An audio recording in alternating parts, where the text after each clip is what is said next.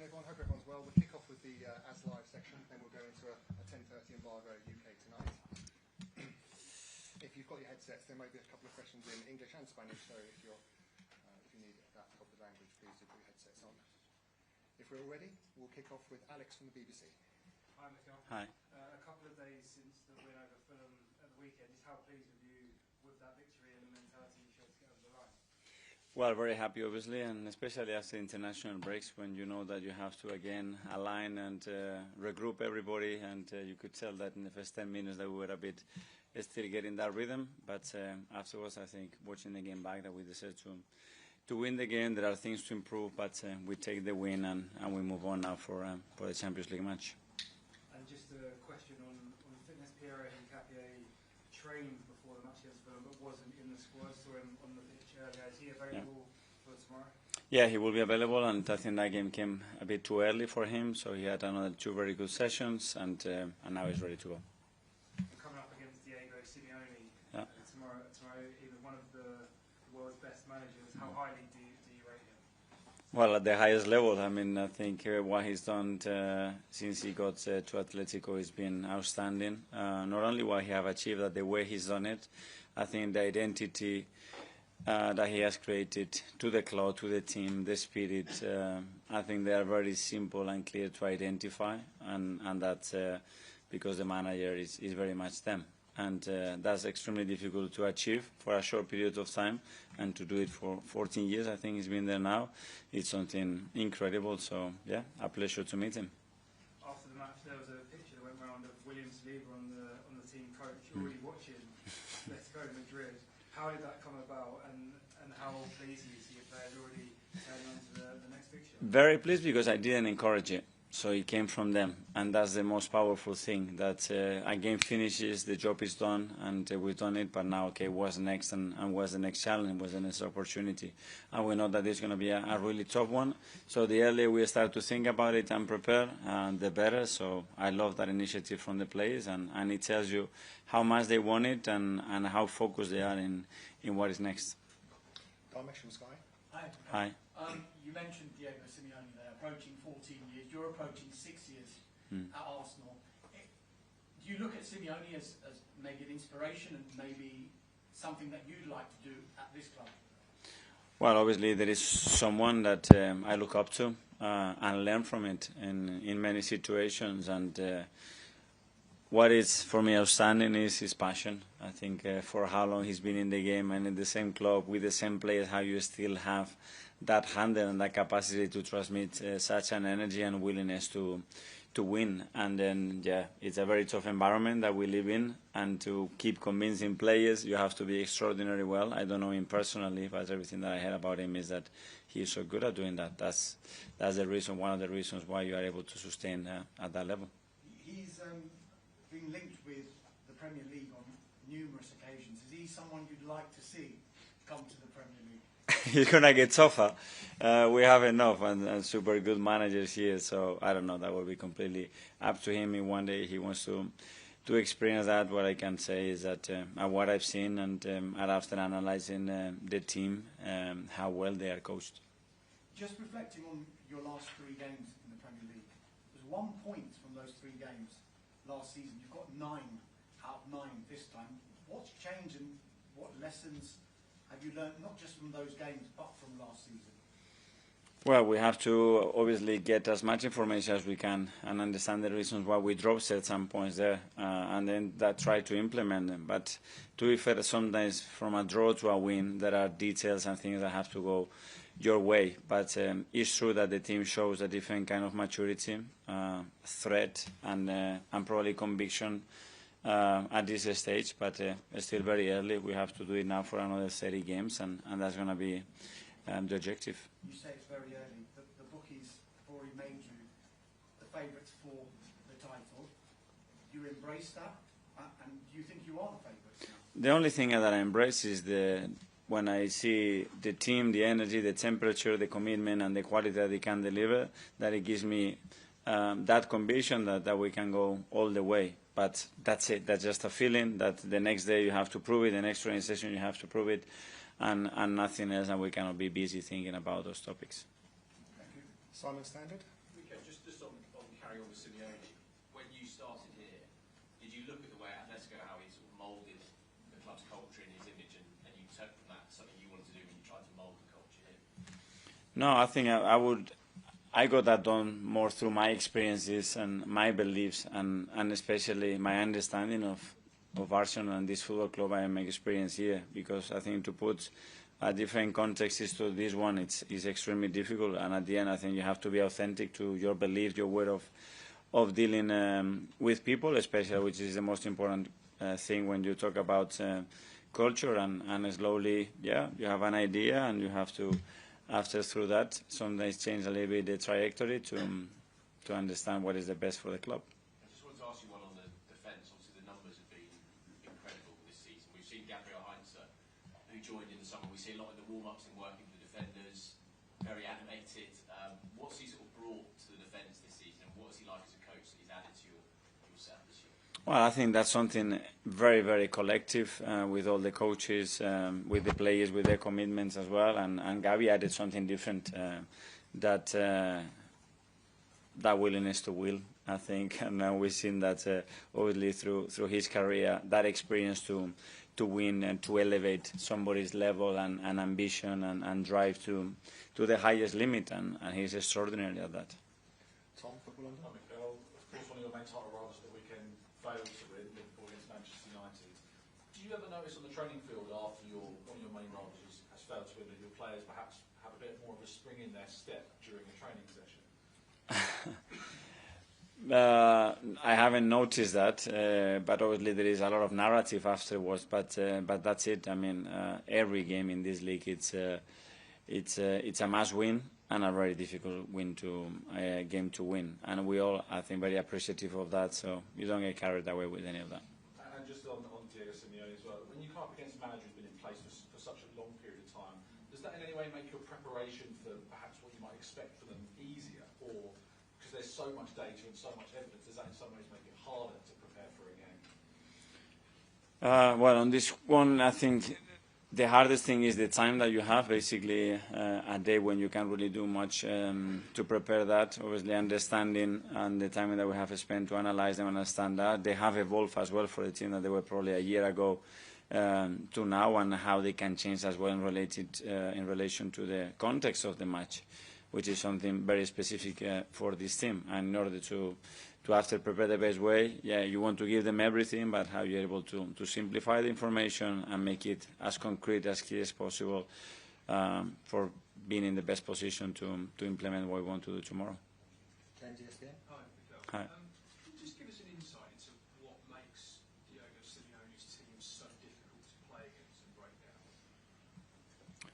Well, first of all, the willingness to win. You can sense that in every single ball, in every single yard, the way they play. So it's about how they compete, and then after how they play. And I think there are two very different things. And in order to after analyze what they are, yeah, the level of organization is really high. The level of discipline is really high.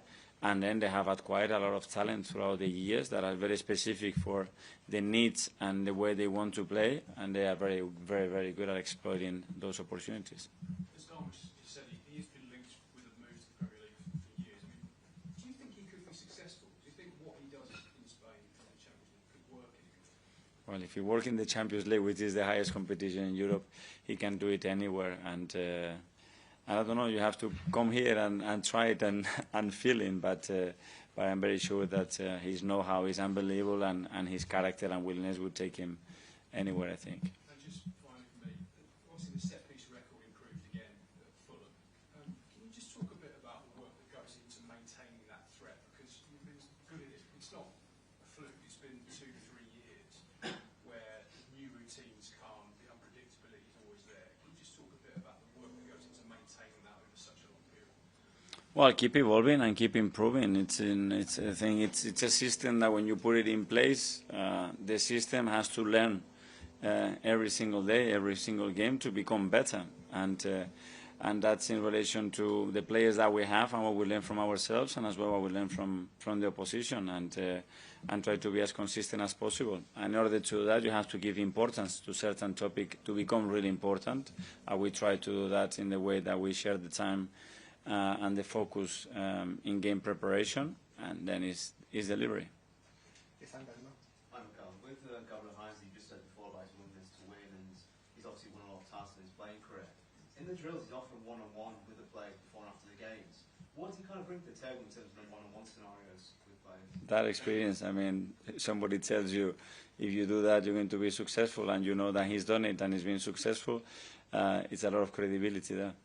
And how the players react to him? He's obviously a very passionate person. Also, I don't know much more. To see how the players kind of react. It's a question for me. My feeling is that they already love him, which is normal, but the rest of the coaches is the same. They are all very different characters, but the relationship and the bond that we have with the players, I think it's unique, and I think that's something very, very powerful in a team. Okay, I think we'll take a few questions in Spanish now. Spanish in fact? Sí. Yeah. Sí, yeah. Yeah. Mikel, ¿qué tal? Hola. Desde el periódico El Mundo. Quería preguntarte un poco, traerte un poco hacia el verano de 2024, cuando estaba Mikel Merino entre dos clubes, el Atlético y Arsenal.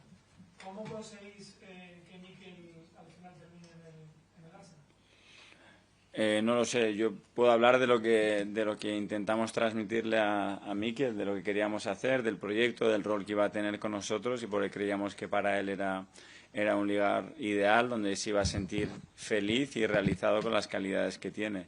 Luego los demás, obviamente había rumores de muchos equipos, al final tomó la decisión de venir aquí y nosotros felices. ¿Por eso le llamaste personalmente para que viniera con vosotros?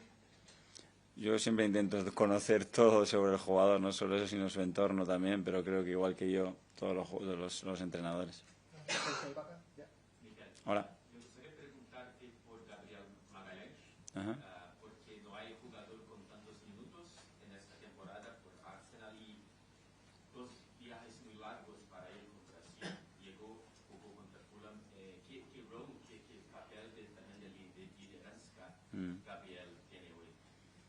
Bueno, para nosotros es un jugador fundamental, uno de nuestros capitanes, y creo que se lo ha ganado a pulso. Creo que hay un ejemplo muy bueno, aparte de los viajes que hizo y del esfuerzo que hizo para estar el día del Fulham en las mejores condiciones, que empezó el partido sin ser su mejor versión.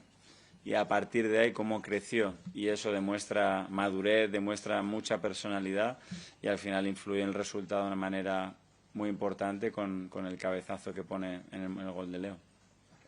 Mikel, Hola. has hablado bastante en inglés de Simeone, pero quería preguntarte por esos puntos en común y diferencias entre el proyecto que ha creado Simeone en el Atlético de Madrid, convirtiendo en un equipo ganador, y lo mismo que has hecho tú aquí en el Arsenal. Bueno, no lo sé, porque hay que conocer muchos detalles. La percepción mía es de admiración y el nivel de consistencia a nivel de resultados, de identidad, de trabajo, lo que transmite tanto el club como el equipo durante tantos años, algo de una dificultad tremenda, y me imagino porque él es muy bueno, porque estará rodeado de gente muy buena alrededor, y porque al final ha inculcado dentro del club esa mentalidad que se sostiene en el tiempo. Hola, Mikel. Hola. Javier Peña de Agencia EFE. Llegáis líderes, solo 3 goles encajados en Premier, en Champions también habéis encajado goles. En toda la temporada habéis perdido una vez contra el Liverpool. No sé si el equipo llega en el mejor momento para acercarse al Atlético. Bueno, creo que estamos en un momento bueno, pero luego vamos a enfrentarnos a otro rival que nos va a exigir muchísimo, y mañana vamos a tener que demostrar que estamos en el mejor momento. Y al final esto va de lo que viene después. Sabemos el rival que vamos a tener delante, tenemos perfectamente claro lo que queremos hacer y la dificultad de ello, pero el estado emocional del equipo ahora mismo es bueno. Okay, last two in this section. Firstly, we've got classes. ¿Qué tal, Mikel? Hola. Desde Televisión, preguntarte, entendiendo que Atlético de Madrid es un colectivo y que tal vez desde el envío anímico cambió a partir del derbi, pero un jugador relevante, y no hay que ser brujo, pero Julián Álvarez. ¿Qué nos puede decir un futbolista como Julián Álvarez que está dando un nivel superlativo para aparecer en esta temporada en específico? Bueno, tiene varios, has puesto uno en particular que ya hemos visto lo que ha hecho, porque lo teníamos muy cerquita aquí en Manchester hace muy poquito, y lo que ha hecho con la selección está claro. Al final, para competir y para alcanzar el nivel que han alcanzado ellos, a nivel individual necesitas jugadores que marquen la diferencia, y ellos tienen varios de esos. Okay, finally in the live section. Mikel, Hola. te comentaba el compañero un caso que pasó en 2024 con un jugador como Merino que se decantó por el Arsenal en vez de fichar por un equipo de Madrid. Este verano podríamos encontrar algo similar,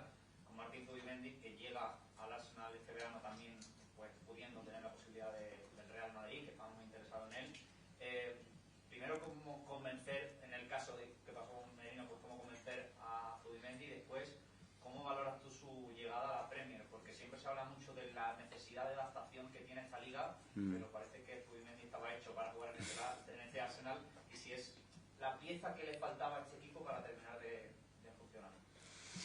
Bueno, yo creo que más que convencer, al final es transmitirle la idea que tenemos con él, el por qué creemos que es el jugador ideal para nosotros y el contexto que él se va a encontrar. Al final es una decisión muy personal. Creo que el mayor poder que tenemos como club es nuestra historia y lo que transmite. Y a partir de ahí nosotros le tenemos que dar matices para que se imagine una vida alrededor nuestro. Y a Martín lo vi enseguida convencidísimo de que quería venir. Y que se sentía lo que le tratábamos de transmitir, que él se lo sentía. Y luego es verdad lo que has dicho, sobre todo por esa posición, y yo he visto muchos venir durante más de 20 años a esta liga, y es una posición muy difícil donde asentarse, porque no es una cuestión solo de jugar, es una cuestión de rol, de jerarquía, es una posición que requiere muchas cosas, y creo que Zubi lo ha hecho de manera muy rápido, ganándose el respeto de todos, y sintiendo esa parte muy cómodo desde muy pronto, cosa que es muy difícil aquí. Okay, that finishes as live. We'll now go to a few for 10:30 tonight. Kick off with John Timmer. Hello. Hi. You've spoken a lot about Diego Simeone, and we all know what a passionate guy he is. I'm sure you saw what happened at Anfield with the crowds.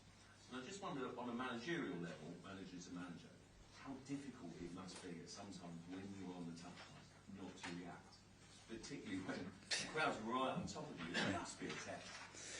It is as well, because you are defending your club and your players, and you know that small details can define at the end whether you win a match or no, and we are there living it with high emotions and very difficult to control. And you see sometimes when we get really upset, sometimes really high, we start to run with our players and celebrating goals. I think it's something natural. I think it has to be understood when it's done in a respectful way, as always. And from my experience, I think over the years, try to be a little bit calmer, but there are moments that obviously is not easy. We know also what a passionate guy you are, as you say just then. Has that arguably been one of your toughest challenges to actually, I mean, you're known as being quite sensible on the touchline in the most respectful way, but equally, has that been one of the hardest things about keeping it together? Yeah, especially the side that it doesn't give you much and it can take things to you or for the team, especially when you react in a way that is not necessarily good. I think we have a responsibility as well to lead with an example, and sometimes I've done it. I've made mistakes on that, so try to learn from there and try to not to do them again. Dave? I wanted to talk to you about Simeone. Actually, you mentioned the clear identity that his team have got. I just wonder, in your own words, if you can expand a little bit on what that identity means to you.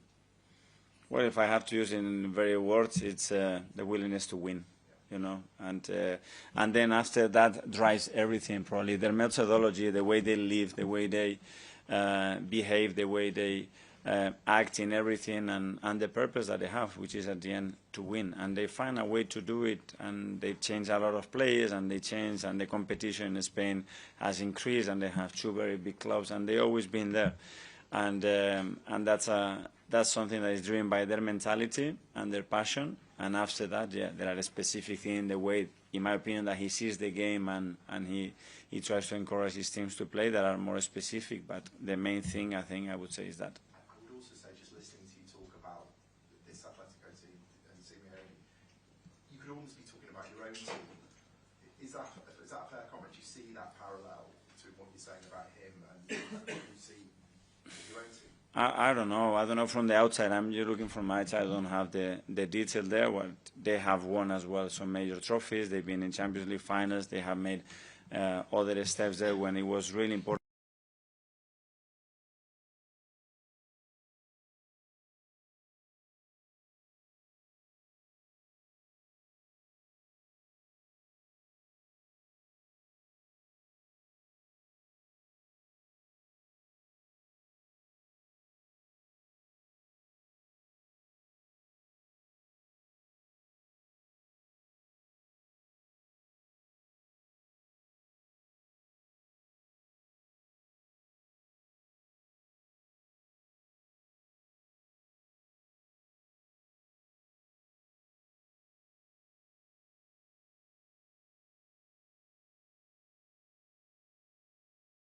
and which actions I don't.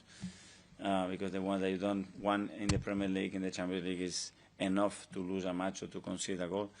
And then, rely on them and have very good players. Very important.